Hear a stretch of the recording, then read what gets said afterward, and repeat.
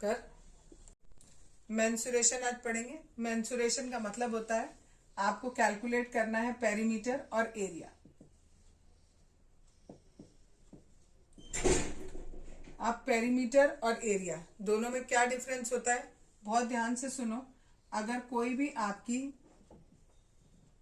ये बॉडी है, ठीक है, अगर आपको केवल आउटर पोजीशन से मतलब है, केवल यहां से बाहर से मतलब है, ठीक है, देन दिस मीन्स कि आपको पेरीमीटर से काम है, ठीक। और अगर आपको इसके अंदर पर भी कोई काम करना है, इस जगह की बात हो रही है, दैट मीन्स आपको एरिया कैलकुलेट करना है। सपोज करो अगर आपके पास ये गार्डन है और इस गार्डन पे आपको फेंसिंग करनी है, तो फेंसिंग हम यहाँ बीच में तो करेंगे नहीं। फेंस कहाँ लगाई जाती है, किनारे पर लगाई जाती है, यानी यहाँ किनारे पर फेंस करेंगे, तो यहाँ बीच में हमारा कोई काम नहीं है। तो दैट मीन्स जब भी हम फेंसिंग की बात करेंगे तो हमें पेरीमीटर कैलकुलेट करना है, ठीक। अगर आपसे कोई कहे कि एक गार्डन है और इस गार्डन में हमें टाइल्स लगानी है, टाइल्स लगानी है पूरे पर, ठीक है, यानी अब हम खाली फेंस की बात नहीं कर रहे, हम कहां पर टाइल लगा रहे हैं, जो नीचे ग्राउंड है उस ग्राउंड पर हम टाइल लगा रहे हैं, तो दैट मीन्स हम एरिया की बात करें। तो क्वेश्चन को पढ़ के हमें सबसे पहले यही पता लगाना है कि हम पेरीमीटर की बात कर रहे हैं या एरिया की बात कर रहे हैं। उसके बाद आप समझ पाओगे कि क्या चीज हमें कैलकुलेट करनी है। इसके लिए कुछ फॉर्मूले तुम्हें पता होने चाहिए। जैसे ये आपका रेक्टेंगल लिया मैंने, रेक्टेंगल का perimeter is 2L + B, area is L × B। Next figure लिया स्क्वायर, यहां पर 4 × साइड और यहां साइड × साइड या साइड का स्क्वायर। अब हम साइड स्क्वायर भी लिख सकते हैं क्योंकि आप स्क्वायर पढ़ चुके हो, तो साइड स्क्वायर। नेक्स्ट फिगर है ट्राइंगल।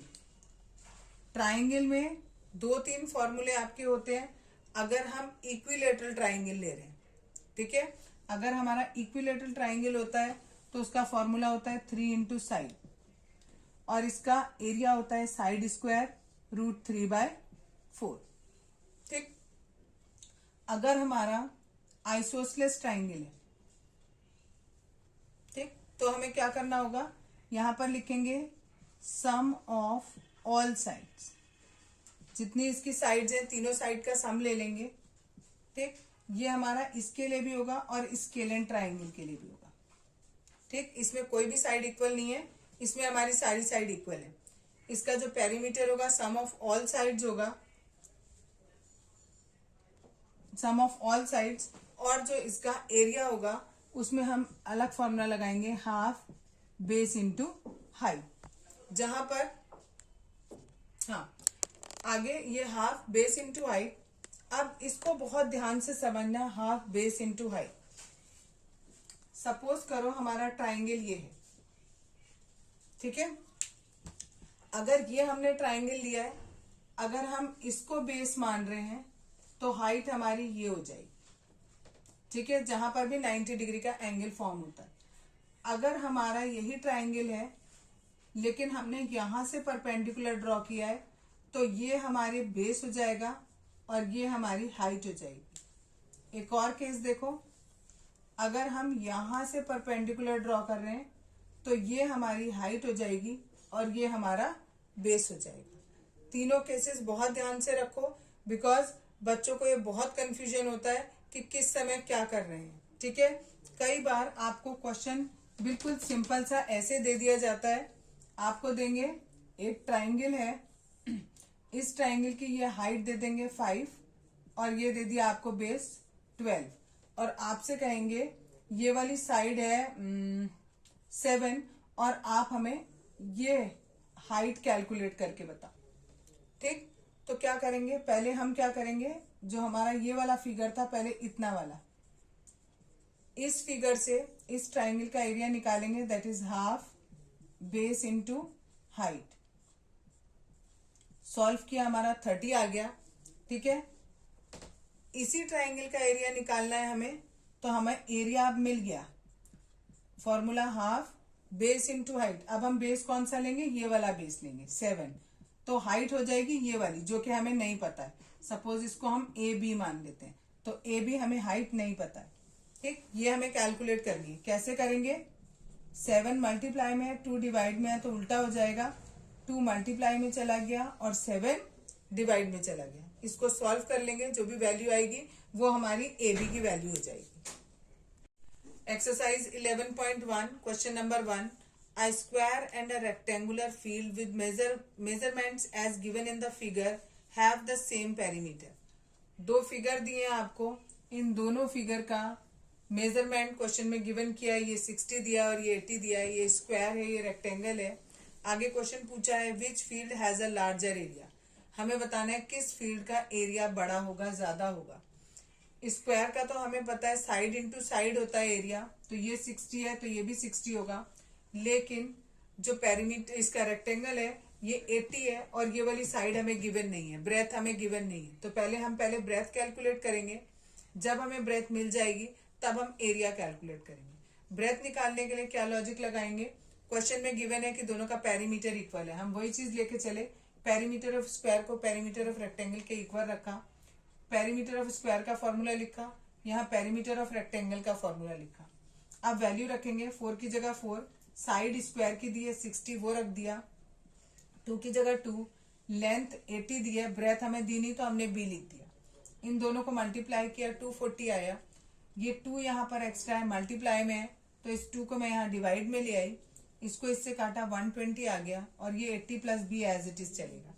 अब इस 80 को लेफ्ट में ले गई, माइनस में हो जाएगा, बी की वैल्यू हमारी 40 आ जाएगी। ठीक है, यानी ब्रेथ हमारी कितनी आ गई? 40 मीटर आ गई। अब हम दोनों का एरिया निकालेंगे।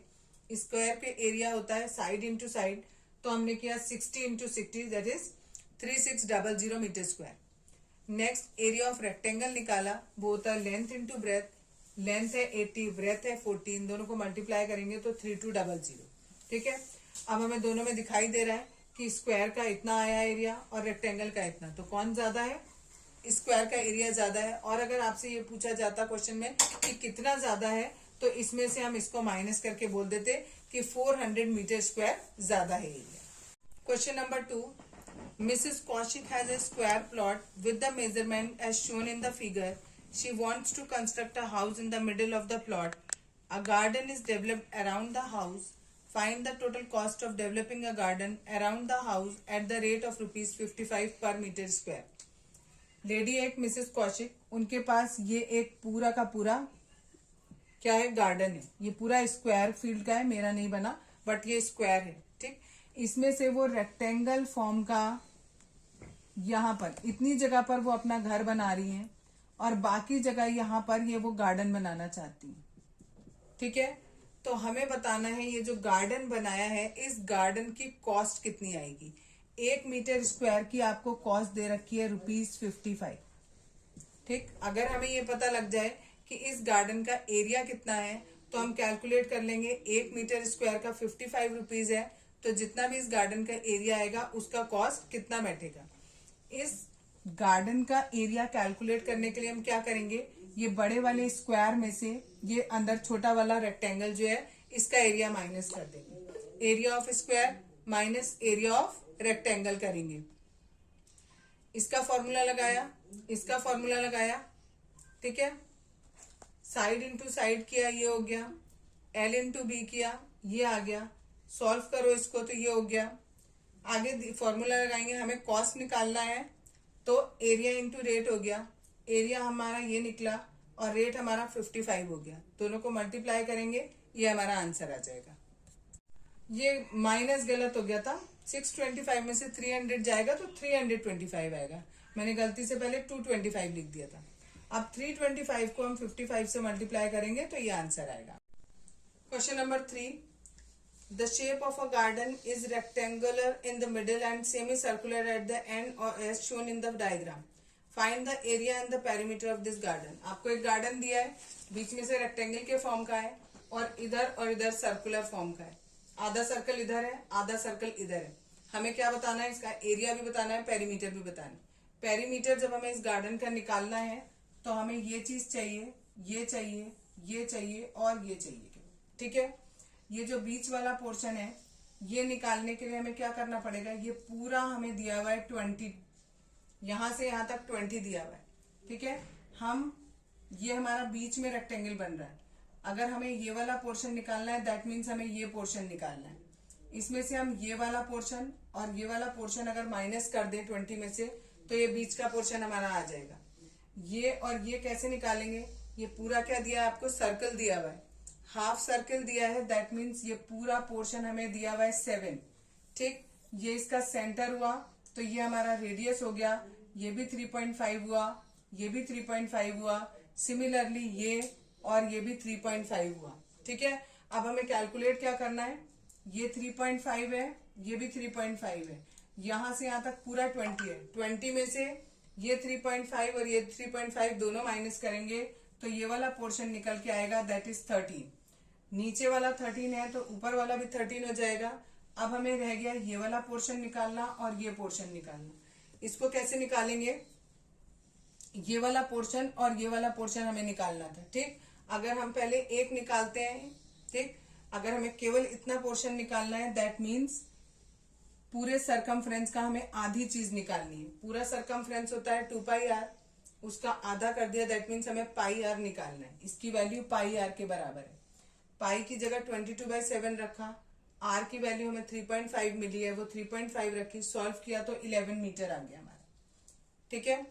ये 11 मीटर हो गया, तो ये वाला भी इधर वाला भी 11 मीटर हो गया। तो पेरीमीटर निकालेंगे, 11 + 13 + 11 + 13 सबको ऐड कर देंगे, इट इज 48 मीटर।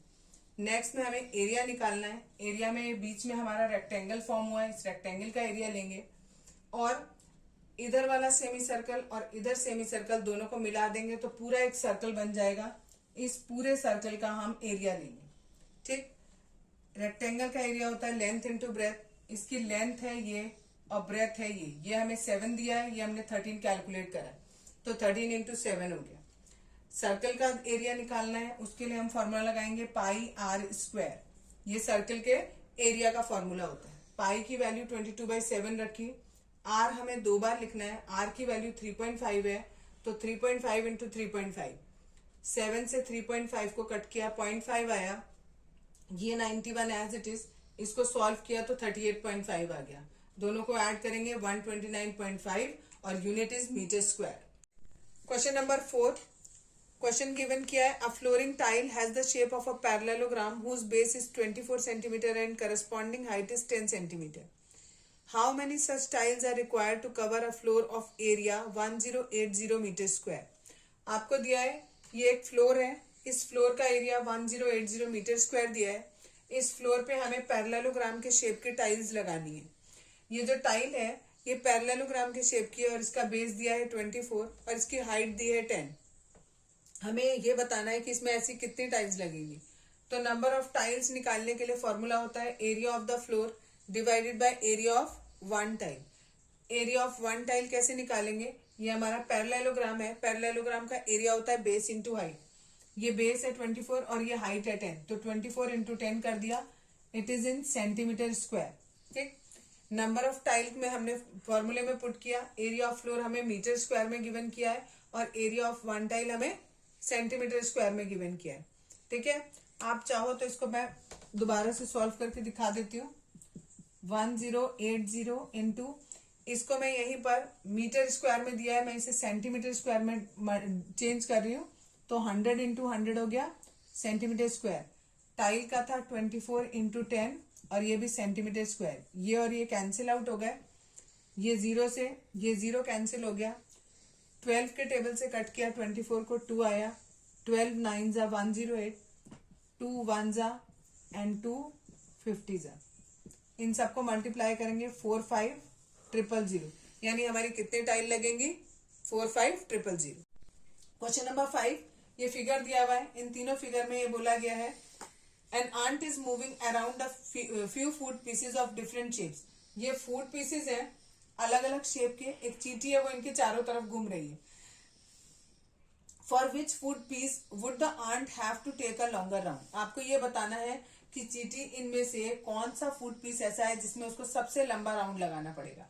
राउंड लगा रहे हैं तो दैट मीन्स बाहर बाहर की बात कर रहे हैं, तो दैट मीन्स हम पेरीमीटर की बात कर रहे हैं। ये हमारी फिगर सेमी सर्कल है, इसका पेरीमीटर कितना होता है, दिस ये वाला पूरा पोर्शन, पूरे सर्किल का 2 पाई आर होता है, तो आधे सर्किल का केवल पाई आर रह जाएगा। ये आर है, ये आर है, तो पूरा हो गया formula pi r plus 2 r. ये 2 से 2 तो कैंसिल हो गया, pi r plus 2 r. Pi की वैल्यू ये, आर की वैल्यू ये, पूरा हमें डायमीटर दिया है 2.8, तो रेडियस हो गया हमारा 1.4। सिमिलरली यहाँ वैल्यू रखी, इन दोनों को मल्टीप्लाई करेंगे, ये आएगा। इस पूरे को सॉल्व करेंगे, देखो कैसे सॉल्व किया मैंने इसको, वो भी देख लो। 7 1 जा 1.4 को काटेंगे तो आएगा 0.2।